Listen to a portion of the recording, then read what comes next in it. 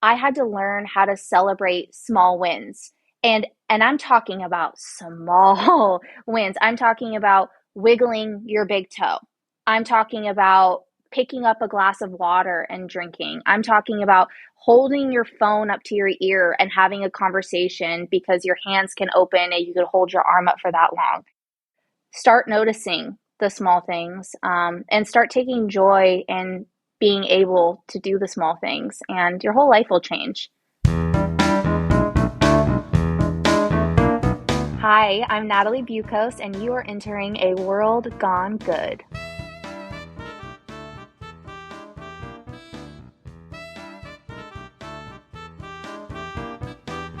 Well, hello. My name is Steve, and this is the place where we celebrate everyday people making good happen each and every day.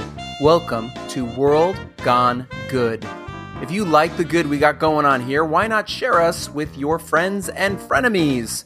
Post us on your social media, email or text a link. Help us make the world a gooder, it's a word, place. And for that, as always, we say thank you.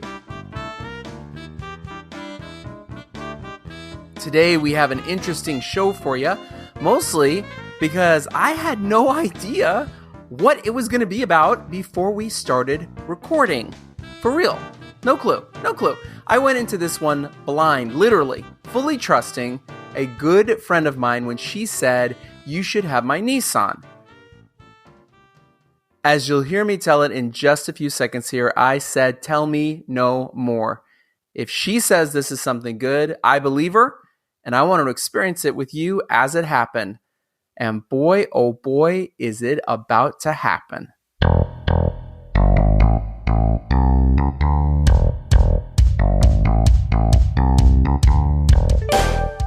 Natalie Buchoz is here to inspire us with her true good life story.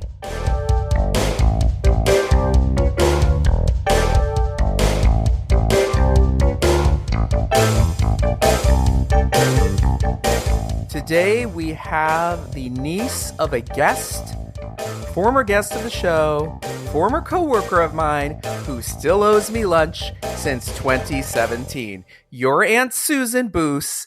Susan Boose, if you're listening, you know you owe me lunch. So Natalie, I need to start there. How many lunches does Aunt Susan owe you? Let us bond. I think that she should take us to the Ivy. Okay, I like where you're going. And I think it should be anything and everything on the table, Aunt Susan, if you're listening. I like this. I really like where this is going. Susan Boose is one of my favorite people. I had her on a show we did about volunteering last year, and we had a great time together talking about that. And then she messages me and says, "You need to talk to my niece. She needs to be on your show." And I go, "Great." And she starts telling me a little bit about what it's about. I go, no, don't tell me.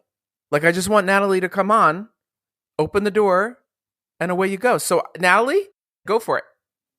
Well, thank you so much for having me. I'm so excited to kind of share a little bit more about my story and really, I think, hope for a lot of listeners. I grew up in Orange County, California, and I was such an active young woman. I grew up playing volleyball, softball. I was a swimmer, and I just lived a very Southern California life. And when I was 15 years old, I was just days away from my 16th birthday. I was skiing in Big Bear and I endured a spinal cord injury and I became paralyzed from the neck down. And to say that that was, catastrophic in any way, in every way, would be the biggest understatement of the century. But I feel like for myself, my something good is really everything that came from that, which I know it surprises a lot of people to hear me say that, but the person that I've become and the mindset and the faith that I've gained from that day and that life-changing moment is actually something that I'm really grateful for, to kick us off kind of hard. Wow, that is a big kickoff. Well, I had a guest on here before. Her name's Lolita Molina, and she is paraplegic, and she's has a full life and a wonderful life. Let's go back for a second here. Skiing. Were you first time skiing? Were you a regular skier? Wouldn't that be nice if I was a first time skier? That would make me sound a little bit that would make me sound a little bit less lame, I feel like. No, I had been skiing before, but I had only skied in really, I feel like largely snowy places like Park City. And I was skiing in Big Bear when I was injured, which is largely, as many people who live in California and that have skied there know, it's largely man-made snow in a lot of ways. And so it was quite icy when I was injured. And yeah, that's unfortunately what happened. When it happened, in the moment, what were you thinking? What were you, I mean, feeling? What were you thinking? Were you thinking anything? Great question. A lot of people have asked me if I lost consciousness, and I actually didn't. But when I fell, at that time, like I said, I was 15 and I had actually never broken a bone in my body. So I guess I was just lucky to break the most important one, your spinal cord. But when I had fallen, I actually fell face down in the snow. And as I was laying face down, I couldn't roll over, I couldn't move. So I was like kind of suffocating in a way, just being face in the snow. And when somebody has a spinal cord injury, obviously, when they say that they can't move, the last thing that you want to do is move them Right. to further damage any other, areas that they have already injured. And so when I fell, I ultimately thought, I was like, wow, first off, have I broken every single bone in my body? Because I had never I didn't know what a spinal cord injury was. I'd never broken a bone. And then my second thought, when I couldn't move at all, I thought, well, have I died? And Wow. those were my first two questions to myself. And yeah, so it's pretty heavy. That is heavy. And you were 15. Hmm.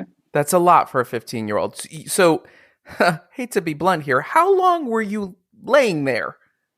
Not that long. Okay. Just a couple of minutes. They, where I was injured, they had paramedics very close by. I got injured on the very bottom of the mountain, and so they got to me pretty quickly. And from there, I was transported into an ambulance and was rushed down to the bottom of the mountain, where then I was taken to a trauma hospital, and the rest of my journey would start there. When was the moment that it connected? Like life change. Oh my God, this happened. Now what? I think the moment when I realized, wow, I can't believe this happened to me. I can't believe what I'm experiencing, was when I woke up from my surgery. So I had broken my C5, C6 vertebrae in my neck, a cervical spinal injury, and I had to have a fusion surgery. And that was about a 6 hour surgery. And when I had woken up, obviously, I was very coming out of surgery and, very confused. And I just remember not being able to feel anything from my neck down. And my parents were by my side. Obviously, I had really great doctors and nurses taking care of me, but it is almost an out of body experience. Not being like looking at your feet and looking at your legs, watching people touch your legs, being able to move them or anything, and just not feeling any of it. It's a very it's a very trippy thing to take in, and especially to experience at such a young age. And so that started, gosh, from right after my surgery all the way until I would come out, and go into a rehabilitation center where I would focus on physical therapy and learning how to live in a chair and be independent. You're a human being, so did you have those moments of why me? Oh yeah. I'm a Christian woman, and I, before my injury, had a lot of faith in my life, and youth group and growing up in the faith. But there was definitely times, when I was in inpatient, where I was actually in to kind of back up a little bit for people that are listening that have seen people, whether they're paraplegics, which means that two of their limbs are affected, usually their legs, But for myself, being a quadriplegic and having a cervical injury, it's actually all four limbs affected. So all the way from my neck down, so my arms, my hands, my legs, none of them functioned. They couldn't move. I couldn't feel them. So I was basically like an adult infant in a lot of ways. I needed help with everything. I needed help with itching my face. I needed help having a drink of water. I needed help sitting up. I needed help sitting down. I mean, everything. And I think for myself, I really had a moment in inpatient where I thought to myself, I don't know how I'm going to be able to do this for the rest of my life. And in moments like that, what I've always found have helped me the most is really just closing my eyes and praying and trying to pray for discernment and understanding of what what the Lord is trying to speak to me and why I'm having to go through this, because I felt like in that moment where I had nothing, truly nothing. I had no movement. I had no feeling. I felt very isolated, very alone. I thought to myself, I, I don't have anywhere else to turn. I can't change anything in my body. I can't change my experience. I can't get out of this. And I'm going to have to go into this. And what I did was I just surrendered in my life in a lot of ways to the Lord, and trying to understand what I was supposed to, why I was going through this, and to help me understand and help me have a mindset that isn't gonna break. And honestly, that's what I got. So that's kind of what that happened in that moment for me. But definitely not a lot of why me.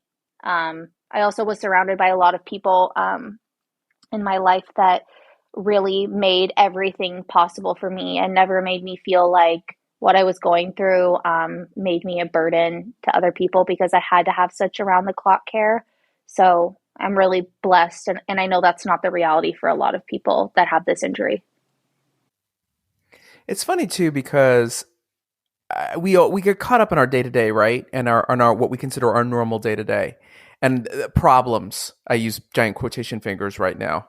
Mm-hmm. Did you have a shift of like, oh my God, none of that stuff mattered? All that stuff mattered?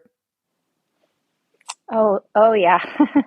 It's funny. I always talk to my friends about this, because you hear so many people, and especially in my life, because nobody really treats me any differently that's close to me. I'm still Natalie. I just get around a little differently.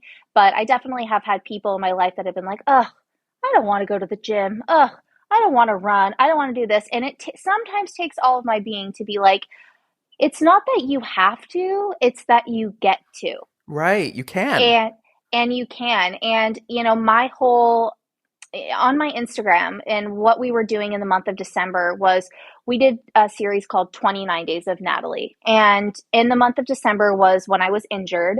And, subconsciously, I always kind of feel a heaviness in that month. And I try to do all of the things to stay positive and busy and purposeful and everything. But there really is still a weight on me a little bit, just because that's, the month my life changed forever. So the goal of doing the series was to be able to provide daily joy to people. And these are small things, right? These are getting behind the wheel of your car and getting out of your car independently and going somewhere by yourself.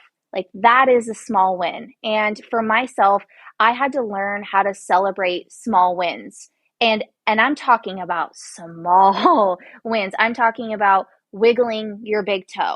I'm talking about picking up a glass of water and drinking. I'm talking about holding your phone up to your ear and having a conversation because your hands can open and you can hold your arm up for that long. These are things that were huge victories to me at one point in my life. And now the inspiration behind my series and something we call Natitude, which has been my nickname for a long time, is it doesn't really matter what the goal is, how big, how small it is, but it just matters that you keep moving forward despite how slow or fast you're going.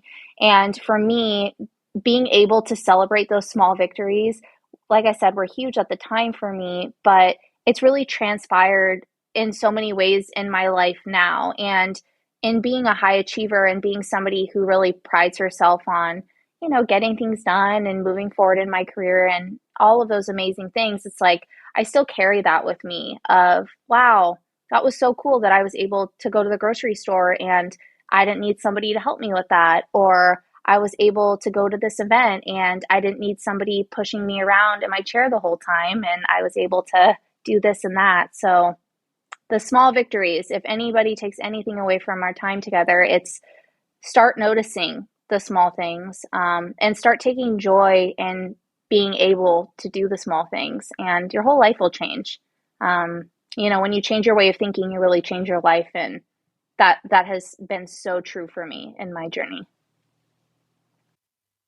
Do you think you would be the person you are today? I know it sounds silly to ask this. Do you think you would be the person you are today if you didn't go through what you went through comparatively to everybody else? Absolutely not. I would not be the same person that I am today. And I know that wholeheartedly because before my injury, I my value that I placed on things, achievements, people, XYZ was, so high up in one regard. But when it came to knowing myself and being able to develop mindset, confidence, attitude, effort, those are things that I feel like through my injury and my tragedy in a lot of ways that people look at it, are things that there is no way I would have developed the type of resilience that I have if I wouldn't have gone through something like this. And I was actually, I was on this amazing podcast called The Hopeaholics a couple weeks ago, and they had asked me if I had the opportunity to go back to the mountain and not have gone skiing that day, would I have? And I paused for a second and I thought to myself, some days physically, because I have a fair amount of nerve pain and, other issues that come with a spinal cord injury. On some days, I think, yeah, maybe I wouldn't have gone. But I would say 98% of the time, for my mindset and my emotional health and who I am, I think I would have still gone and I still would have had my injury to be who I am today. But time is trippy like that because we are in an infinite now, and everything else is what happened or what will happen. And even everything you just said, I've said this a million times on here, you can trip yourself out, like thinking like, okay, that's over. Oh crap, what Steve just said is over. Like you can do that just much like when we start thinking about, oh, I have to blink, I have to breathe. And then Mm-hmm. you start focusing on, okay, I'm breathing. Okay, I got to blink. Like all those things Totally. you focus on. So No, I totally. think that's a Yeah. hard question that they asked you Mm-hmm. because the now moment you're in now is not the now moment you were in then, if that makes sense. Oh, absolutely. And I in the 29 days of Natalie series that we did on my channel, the finale and video number 29 was actually going back to Big Bear and going Wow. back to the place where I had become paralyzed and, ended really my life on 2 feet. And a lot of people had asked me, why go back? What is the intention behind it? And I just think everybody who's listening to this, we're all going to have moments that we go through something really hard, whether it's losing somebody, it's an internal battle, mental illness, etc. And we're going to have to choose if we're going to let this world win. And if we're going to let ourselves become a victim of our circumstances, or we're going to stay and fight. And every day for myself, I woke up harshly accepting my new reality and I chose to move forward despite it. And I think for so many people, and a lot of people that I've spoken to that, sometimes look at me and are so like, I don't understand how you could be positive. I don't understand how you could feel purposeful or happy or not be angry, or not live in what if. And I just I just really believe that my life would not be the same if this hadn't happened to me. But I also feel like I have learned in so many ways that and people talk about hard work all the time, like, oh, you got to work hard to get this or that.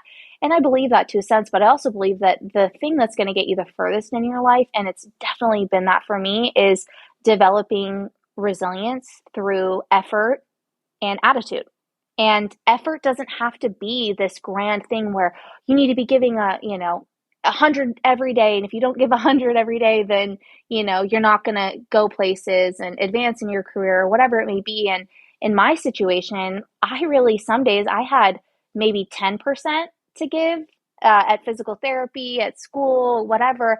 And I just dedicated myself to give 100% of that 10% every day, no matter what that looked like. And that was a promise that I gave to myself, at 16 and throughout my injury. And it's just been something that's taken me into rooms, into environments, opportunities with people that I couldn't even imagine that I would be in, now in my career versus when I was injured. Grief is a very powerful emotion, right? It's different than depression. And I went through grief because we lost our cat, then my dad, then my dog, like right in a row. And I bring this up because I got through the cat, whatever. The cat was kind of a jerk. My dad was really difficult. The third one, the dog took me out. That's what took me out. But what it forced me to do is to be present in the grief and to do exactly what you just said. Is like, okay, I don't think I can give physically, mentally, and emotionally and spiritually 100% today. I think I can give about 8%, but I'm going to give the best, most powerful 8%. I'm going to fulfill that 8% it's going to overflow 8%. That's what I told myself. And that to me is the power of living presently. Mm-hmm. I'm so sorry for your loss. I can't even imagine the It grief was that just you're too much at experiencing. once. It was just It too much at once. even just the cat, I mean, there's a lot of the amount of emotional pain. I feel like now it's a little bit more talked about in regards to mental health. And in my profession and what I do, I work alongside Dr. Daniel Amen, who is a celebrity psychiatrist, probably the most well-known psychiatrist in the world when it comes to mental health. And if you're interested following him, you can follow him on Instagram at Doc Amen. But what we've talked about a lot is the power of the body and the mind, and your body keeping score, right? And so experiencing a mental health issue like depression or anxiety, or something like ADHD or grief, I mean, it is all consuming. And it's hard because there's a lot of people that, come into our clinic and are evaluated. And unfortunately, these are things that you can't see, right? And for me, I've been really blessed in a lot of ways that I haven't necessarily struggled with a mental health condition, but I've obviously struggled deeply with a physical condition. And, and I feel like in a lot of ways, they're equally capitalizing in many ways, having a physical disability and a mental disability. And I know for myself, and, a lot of people get to hide their feelings and emotions on the inside. And for me, I wear mine all on the outside with my disability. Talking about the grief, did you experience grief and depression? Did you live in those moments? I didn't experience depression, but I absolutely did have hard days where I thought, why did this have to happen to me? Am I going to feel like this forever? And I think a large majority, though, as a young woman, especially, I was injured when I was a sophomore in high school. And I remember I was always a really popular, outgoing girl athlete, got along with many people and was always a part of a team. And I often I often joke that there's two types of athletes. There's team sport athletes, like basketball players, baseball players, etc., football players, and then there's single sport athletes like tennis players and golfers. And I had to go from being a team player to a solo player. And that was really hard for me in a lot of ways because I thrived in a team environment. I'm extroverted, I'm very social. And to go from being in that environment from the first 15 years of my life, essentially, to now not really having anybody that I can relate to. A large majority of people that endure spinal cord injuries are pretty much men because they're a lot more they're a lot more daring than women, I was going to except say they're me. idiots. They're idiots. You can Except say that. and well, except me. So I didn't really have a lot of friends that I could relate to in my situation.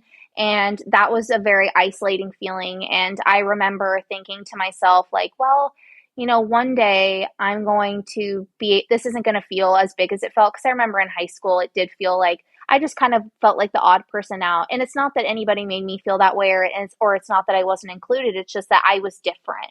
And it took me years to really embrace my new uniqueness with my disability and kind of use it as my superpower and not as oh, I just want to be normal or I just want to fit in. And a story I have behind this is it's really just bear with me, everyone listening. But I was going to physical therapy. I had a really hard day at physical therapy. And usually, as us gals do when we have hard days, we're like, well, we're going to go retail shopping. So I went to the mall with my mom after physical therapy, and I was coming up in the elevator, and there was this older gentleman in the elevator, and he just kind of was looking at me up and down, and he asked me, oh, like what happened? And I just was like, if I wanted to talk about the worst day of my life, I sure as heck wouldn't do it with a stranger in an elevator today. And my mom just looked at me and was like, kind of like, as we walked out, I'm so sorry. She's just having a hard day. And I was having a hard day. But I think for me, in a lot of ways, every time my new reality was kind of similar to what I imagine celebrities feel in a way when they leave public places. I got stared at all the time. I got interesting looks from people, and I think a lot of the times people were just trying to figure out like she looks normal, but why is she in the chair? She's so young to be in the chair, or whatever it may be. And I had to kind of work on my perception of going out to new places and not trying to analyze why are people looking at me. I feel different. I don't want to go out places because I don't want to be stared at. I don't want to go out places because it's harder to get around. What if the place that I'm going to isn't wheelchair accessible? I mean, these were all new questions and my new reality in a lot of ways. And my mom gave me, she's such an amazing person, but she gave me great advice. And she said, everybody is going to have moments. And in your situation, people are, have you ever considered that people are looking at you because you're beautiful or because you're XYZ or whatever it may be? She's like, you have no idea what other people are thinking. You have no idea. And so to let that have so much weight on your decisions, what you choose to do or not to do, that's their opinion of you has really nothing to do with you. And, Right. she taught me that over and over, and it helped me in so many ways because I do still get that. And sometimes when people, I have new friends or colleagues, they'll go out with me and they'll say, oh, gosh, that person's just staring at you or this or that. And I imagine like many celebrities, it becomes very like second nature. It doesn't really bother you, or it doesn't really, have any hold over your day or really how you feel about yourself. Well, they could also be staring at you because they're interested in you in a possible dating way, or they could be staring at you because you're very inspiring. I mean, that's the thing is like, I said this to Lolita who was on here. And I said, this is anyone listening, this is that moment of what am I complaining about? Because you have every right in the world to spend the rest of your life being pissed off. Mm-hmm. But you have chosen, like I've talked about on here, and many of my guests have talked about on here, is you can choose every morning to wake up and say, I'm going to have a great day. I'm going to be happy. I'm going to laugh Mm-hmm. today. I'm going to do this today. I'm not going to do that today. I'm not going to do this thing. You have all these choices. Oh my gosh, 100% to that. And I also think too that for myself, I have, like I said, I've had a lot of people ask me like, "Oh, how are you not mad? How are you not angry? How do you not feel shorted?" And I just don't feel sorry for myself. And I really never have. In a lot of ways, what has really helped me and had propelled me in the beginning was I had met so many amazing individuals that also had spinal cord injuries. I had met many stroke victims. I had met many traumatic brain injury survivors. And there was this one man that I met, and he was a veteran and he had no legs. And he was learning how to navigate his new reality with prosthetics. And he had something called phantom pains, where basically, you have no limbs, but you have an extreme amount of neurological pain. And I just thought to myself, I'm like, things could always be worse, which I know in a lot of ways for some people it doesn't work. But for me, it just helped me so much because it gave me perspective. It gave me the perspective to every single morning look down at my feet. When my feet touch the ground, I'm like, wow, I have legs, I have feet, I have X, I have Z. And it forces you to be able to look at and evaluate what you have instead of nagging yourself and saying like, oh, I don't have this or I can't do this. It's like, no, you have this or you get to do this or, and that for me has changed my life in so many ways. And I know for people that follow me on Instagram or are friends with me or know my story, I know they feel the same way when they spend time with me. They feel they don't feel like, oh, I feel so bad for her. They feel uplifted and they feel grateful for what they do have because it's a lot more than a lot of people have. And a lot of my friends that I've met through my journey that have been injured too. I just want to add this. Anyone who is looking at you and saying, how can you not feel this? I would be this, I would be that. A lot of that to me is that they already feel that way about themselves in their life. Mm-hmm. And it's a projection. It's a projection of how they are already feeling in the world that they're in. Because I often find that the most positive people, the most kind people, the most giving people are typically the ones who look at the positives anyway and Mm-hmm. don't go right to the, for lack of a better word, catastrophic thinking about the what if, because they're already feeling the what if that makes sense. Oh, absolutely. And, to kind And that of has nothing back to do off. with you. Yes. That has nothing to do with Yes. you. Yes, and to kind of back off that, I actually had one woman tell me to my face that she would rather be dead than be in my situation. Oh my God. And my answer to her, and this was years ago, but my answer to her was so straight. I said, it's a gift to be alive. And if you have woken up today, the Lord has a plan for you. Even if it doesn't feel like it, the fact that you are here breathing on earth, there is a purpose for you. And I know that there's a purpose for me. And it might not have been what I had originally envisioned for my life, but what if, just what if, it's something way better than I could have imagined? And that's how I feel every morning when I wake up. I wake up grateful to be alive. I wake up grateful for what I have. I wake up grateful and I'm focused on I'm focused on everything that I'm able to do, achieve, and all of it. And it's I've had so many crazy things that have been said to me though, and that could be a whole podcast in itself. Where do people find you online and where do they follow you? Yeah, so my only social platform that I post is Instagram at Natalie, last name Buchoz, Buchoz. And you can follow along with me there for what I do in my job and just all of my fun adventures. But it's it's a fun place to see, to get a behind the scenes look of what I do every single day. So I hope I see you there. The final two questions go back to anything we've already talked about or anything you want to say. Question number one is this: who inspires you? Oh, who inspires me? I think Oprah is incredible in what she's done in her history for African Americans. And I want to do the same thing for people with disabilities. I want to be the person that somebody can look at and say, oh, so and so worked a corporate job in a chair. So and so attended a red carpet in a chair. So and so did a keynote in a chair. I want to be a person that somebody that has an injury can look at and say, she did it, and so can I.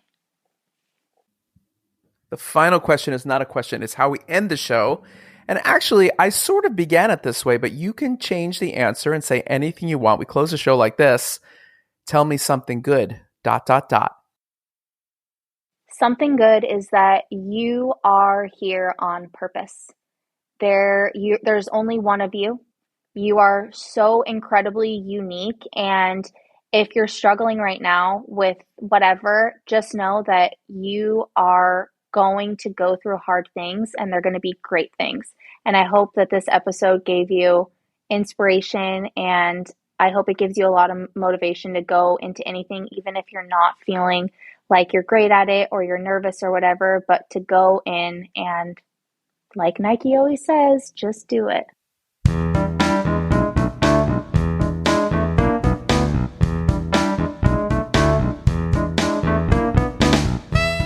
Thank you, Natalie, for sharing your good.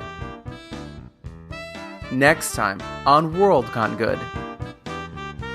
We all can do a little something, and you never know what you say or what you do, how that could affect that person's day or stick with them for life. Are you sick of all the bad news that's out there? Well, have we got something for you? It's a full episode of good news. That's right, we are going World Gone Good news. Joining me is my pal Lisa, and we have a lot of good to share, from previous guests to good stuff that's happening around the globe. If you need a reminder or a break from all the bad, and you need a reminder that there's a good happening out there, this is the all-new episode for you. Until then, be good.